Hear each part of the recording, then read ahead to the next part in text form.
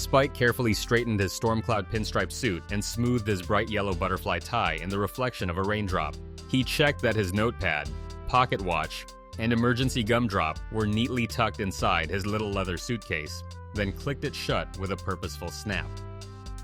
With a determined breath, Spike climbed up through the roots, ready to greet another New York morning.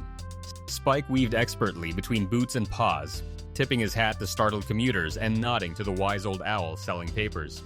Toby, the chipmunk, perched behind a bush, squinted and whispered, 5 steps before he sneezes. No, maybe 6 today.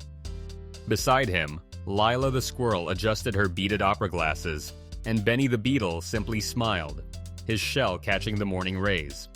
Spike's suitcase, its golden letters spelling out Broadway rehearsal, cast only beyond this door. Curiosity twinkling in his eyes, Spike follows the playbill as it whirls down a side street and slips through a cracked door beneath a Grand Theater's marquee. Inside, velvet curtains billow, stage lights cast rainbows on the polished floor, and distant voices echo with laughter and song.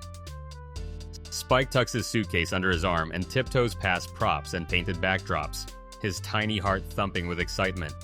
Mr. Finch, the director, a tall heron with a dramatic scarf, notices Spike and raises a feathery brow. And who might you be, little sir, sneaking backstage during rehearsal? Flustered but brave, Spike bows deeply and replies, My apologies, I was just swept in by the magic. Your playbill led me here. I didn't mean to interrupt. Spike's suit and sunny tie. There's a moment of silence, then a burst of laughter and applause. Mimi the mouse, lead dancer, twirls over and exclaims, Anyone with such style must surely have a talent for the stage. Will you join us for a number? With a bashful smile, Spike nods, clutching his suitcase. The director signals the pianist, and the music swells. Jazzy, bright, impossible to resist. Spike shuffles and spins, hopping between the paws and tails of dancers. The cast lifts him up, and he waves his butterfly tie like a flag of pure joy. The audience, stagehands, costume mice, and even the grumpy old lighting mole, cheer as Spike takes a bow, cheeks glowing. Spike grins, pulling out his emergency gumdrop and offering it to Mimi, who giggles and curtsies in reply. Spike returns, his suitcase a little shinier, his tie askew from all the excitement. Fireflies flicker among the roots, and his friends gather close, eager for tales.